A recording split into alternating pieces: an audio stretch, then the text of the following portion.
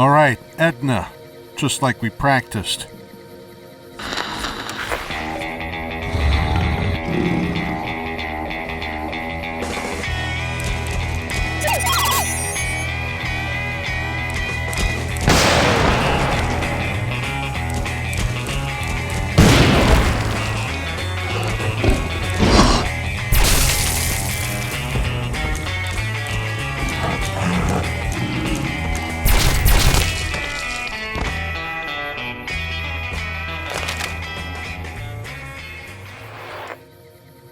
Edna, begin recording.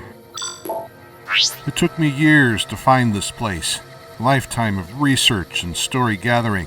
The historians in the New California Republic say that the NCR started at Shady Sands when Aradesh decided to unite the surrounding towns.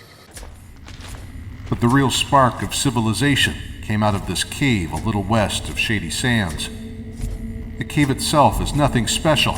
Even people searching for the place will walk right past. But further back, out of sight, is the entrance to one of Vault-Tec's vaults from Project Safehouse. Had to be somebody's idea of a joke.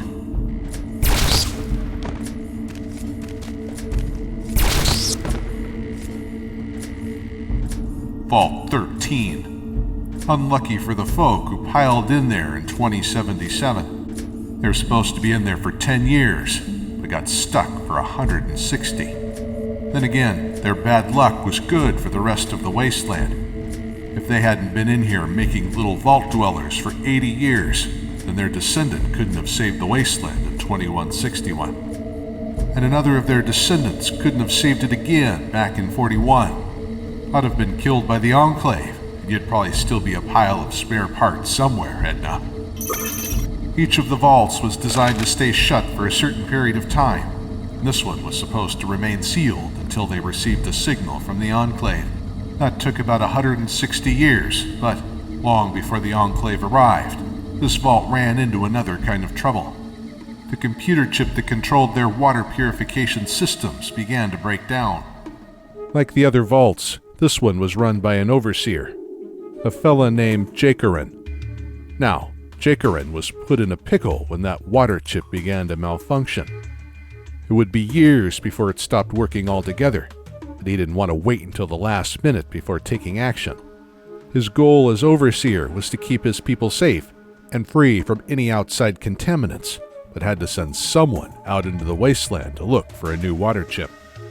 But who? From the limited population of the vault, he had to choose someone competent, but also expendable. There were a few potential candidates, but the overseer decided to send a man named Tallius out on this secret mission. Tallius wasn't all that special. According to his personnel record in the vault, he was a bit on the slow side, but he compensated for that by gobbling up the vault's supply of mentats.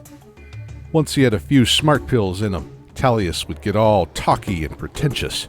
Maybe the overseer sent him out just so they wouldn't have to hear him make the yakety-yak-yak all the time.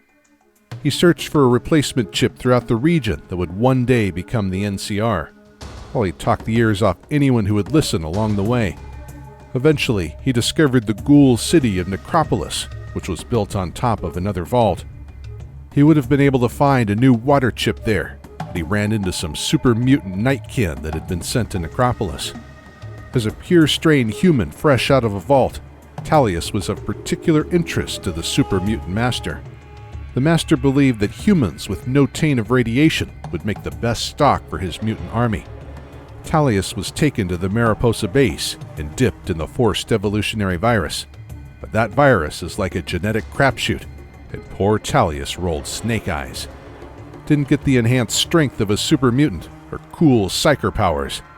Came out of the vats looking like a ghoul.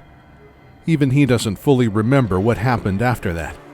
The master's henchmen left him wherever they dumped his failed experiments. The do-gooders and the followers of the apocalypse eventually found him and brought him to their library in the boneyard. He was still there last I heard of him, still yammering away with his $2 words at anyone who would pay attention to him. A few years after Tallius left the vault, that water chip finally gave up the ghost. It left the vault with just a 3-month supply of drinking water. and it meant that Jakerin would have to choose another vault dweller to go out into the wasteland. But that is... Well, the Overseer's records do mention one other scout who was sent out after Tallius, but before the vault dweller. All we know about this pile of bones is that they were once a man named Ed.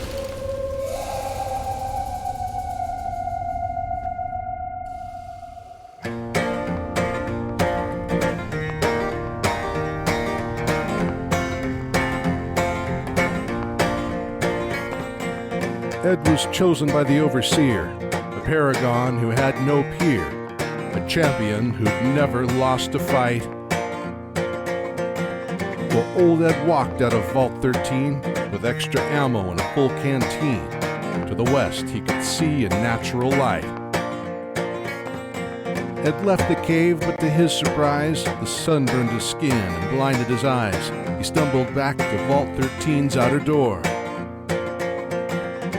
He discovered he wasn't alone. The giant rats ate him right down to the bone, and his remains stayed there on the cold stone floor. No one knows what became of old Ed. They assumed he was stone cold dead. Years later, Deathclaws came and dragged his bones away. Next to leave would be the old vault dweller, a tale known well to this storyteller, but that is a story for another day.